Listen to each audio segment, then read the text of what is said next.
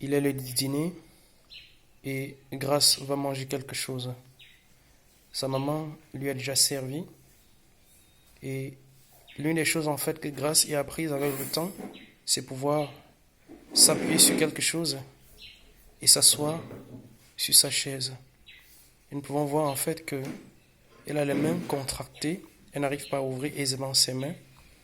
Et nous avons dû faire une table spéciale pour que Grace puisse elle-même manger dessus.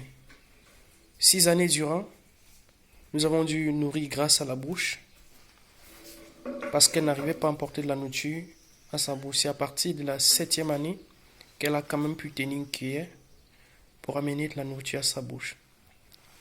Et lorsqu'elle mange, elle a besoin qu'on lui mette un bavoir pour empêcher en fait qu'elle se salisse. Vous voyez, on a pratiquement, pour son âge, on a dû chercher des tabliers pour protéger en fait ses vêtements, pour éviter, pour qu'elle soit quand même propre lorsqu'elle mange.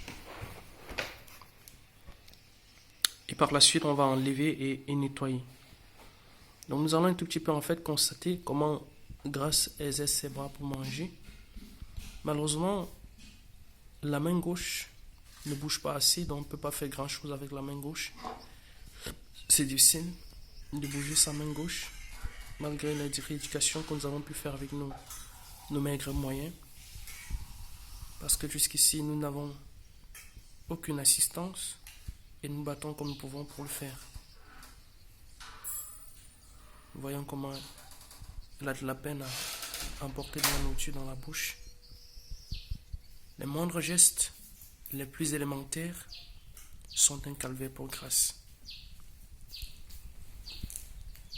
Elle bave beaucoup et elle rejette beaucoup de salive. Heureusement, ces derniers temps, ça s'est un peu amélioré. Mais ça reste toujours un problème parce que ses vêtements sont toujours mouillés. Donc, elle fait de l'hypersalivation. Vous voyez, même pour avaler, c'est toujours un problème. Pour mâcher, c'est un problème. Elle a du mal à mastiquer des aliments. Ce qui fait que nous devons toujours nous assurer que l'aliment soit braillé, soit émietté pour qu'elle puisse manger. Vous voyez, soulever pour amener à la bouche, c'est un problème. Donc elle a du mal à soulever le bras. Elle est obligée de se rapprocher un grand maximum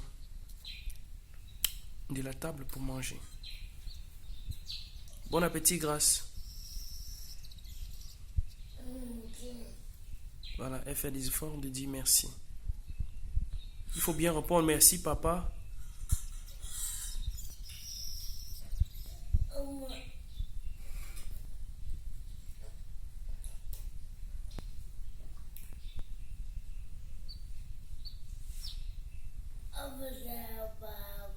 Ma princesse.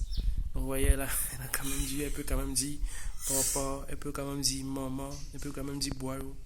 C'est la moindre des choses, vous voyez, même pour approcher de l'eau, pour emporter à sa bouche, c'est tout un problème. Il y a de cela quelques temps, elle n'arrivait pas à faire ça. Mais grâce aux rééducations, grâce aux différentes vitamines qu'on lui donne, parce que son traitement consiste essentiellement en des compléments alimentaires, en des vitamines, et ce qui est extrêmement onéreux, dont nous maigres économies, nous devons nous occuper de notre fille avec ça. Elle, c'est notre soleil, et nous faisons tout en fait notre possible pour qu'elle puisse avoir une vie normale, pour qu'elle puisse marcher un jour. Malheureusement, dans notre pays aujourd'hui, il n'existe pas de structure qui puisse clairement nous aider dans ce sens.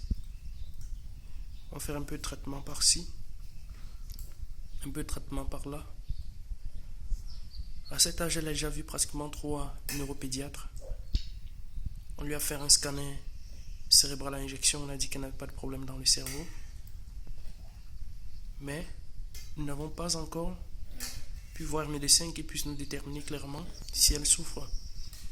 Comme j'ai pu le découvrir pour certains cas dans d'autres pays, en regardant sur internet si elle souffre du du syndrome de Rett. Parce que tous les symptômes en fait qu'elle manifeste semblent être les symptômes de cette maladie rare qui est le syndrome de Rett, qui atteint principalement les petites filles.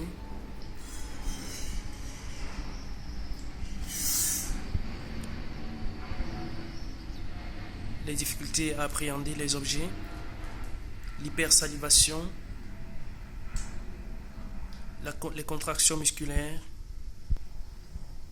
les constipations inexpliquées, les difficultés de la marche. Ça semble en fait être les symptômes dont elle souffre. Mais pour ce faire, pour déterminer clairement, il faudrait qu'on puisse, d'après ce que j'ai pu lire, faire un examen spécifique pour voir si elle a eu cette mutation du gène MECP2 qui est à l'origine du syndrome de Rett. Pour cela, il faudrait des examens approfondis et avec nos moyens, nous faisons ce que nous pouvons.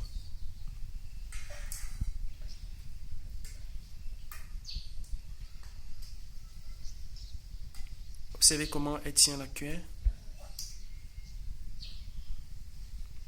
Elle ne peut pas tenir la cuillère avec, normalement, comme on tient une cuillère. Elle est obligée d'attraper avec tous ses bras de façon recouverte.